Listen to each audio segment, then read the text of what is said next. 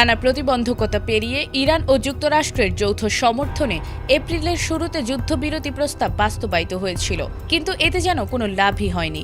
যুদ্ধবিরতির পর প্রথমবারের মতো ইরান ও ইসরায়েল আবারও পাল্টাপাল্টি হামলায় জড়িয়ে পড়েছে, আর ইরানের ক্ষেপণাস্ত্র হামলায় ইসরায়েল জুড়ে রেড অ্যালার্ট জারি করা হয়েছে। এরই মধ্যে পরিস্থিতির আরও অবনতি হওয়ার আশঙ্কায় সৌদি আরব জুড়ে জরুরি সতর্কতা জারি করা হয়েছে।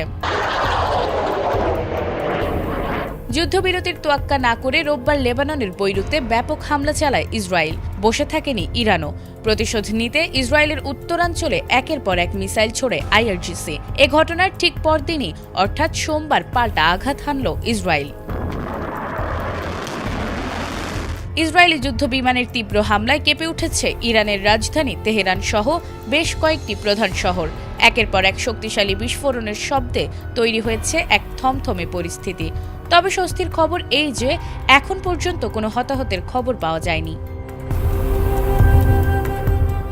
হামলার পরপরই চরম উত্তেজনা ছড়িয়ে পড়েছে পুরো অঞ্চলে। পরিস্থিতির ভয়াবহতা বিবেচনা করে ইরানের প্রধান আকাশপথ তেহরানের ইমাম খোমেইনি ইন্টারন্যাশনাল বিমানবন্দরের আকাশসীমা সম্পূর্ণ বন্ধ করে দেয়া হয়েছে। আন্তর্জাতিক সংবাদ মাধ্যম অ্যাসোসিয়েটেড প্রেস এই জরুরি তথ্যটি নিশ্চিত করেছে। এদিকে যুদ্ধ পরিস্থিতি আরও ভয়াবহ রূপ নিতে পারে এমন আশঙ্কায় সর্বোচ্চ সতর্ক অবস্থানে রয়েছে প্রতিবেশী দেশগুলো। যে কোনো সম্ভাব্য বিপর্যয় এড়াতে সৌদি সিভিল ডিফেন্স তাদের জাতীয় জরুরি সতর্কতা প্ল্যাটফর্মের মাধ্যমে দেশের আল খারজ অঞ্চলের বাসিন্দাদের জন্য বিশেষ সতর্কবার্তা জারি করেছে। বাসিন্দাদের সব ধরনের ঝুঁকি থেকে সাবধানে থাকার নির্দেশ দেওয়া হয়েছে। নাজমুন নাহার জান্নাত, এটিএন বাংলা।